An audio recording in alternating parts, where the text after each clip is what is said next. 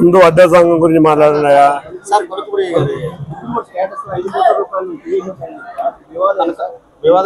APA ఎక్కడ ఏ డబ్బులు ఉంటే చెప్పలే. నెంబర్ 1.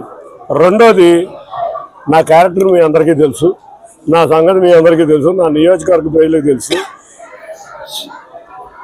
రోజు అబద్ధాలే జీవితంగా నేనైతే మాట్లాడలేను. Thank you. తీసుకెళ్ళమనండి, అధిష్టానం తెలుస్తుంది కదా, అధిష్టానానికి అన్నీ తెలుసు. అధిష్టానం నిర్ణయమే. నేను కరుడు కట్టిన తెలుగుదేశం వాదిని. చంద్రబాబు నాయుడు గారికి, లోకేష్ గారిని నేను ఏ రోజు విమర్శించలేదు, విమర్శించను. నా కళలో కూడా విమర్శించిన వ్యక్తిని కాదు.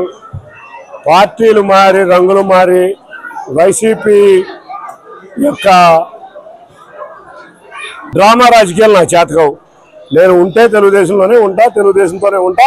తెలుగుదేశం అధిష్టానం ఏది ఆదేశిస్తే అది చేసే వ్యక్తిని కాబట్టి నేను ఏంటో తెలుగుదేశం నాయకత్వానికి తెలుసు, తెలుగుదేశం కార్యకర్తలకు తెలుసు.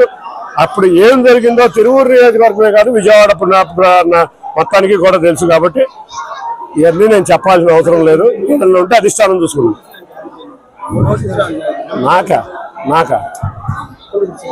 నాకైతే ఎవరో పిలవలేదు. మీ టీవీలన్నీ కూడా నన్ను ఏదో అధిష్టానం పిలిచింది, తప్పకుండా రేపు రమ్మన్నారు, అది నన్ను ఎవరో పిలవలేదు. నేను అధిష్టానం ఏదో అధిష్టిస్తే చేసే క్రమశిక్షణ గల సైనికుడు. నేను అల్లరి చిల్లరి బజారు మాటలు నేను మాట్లాడలేను. Thank you.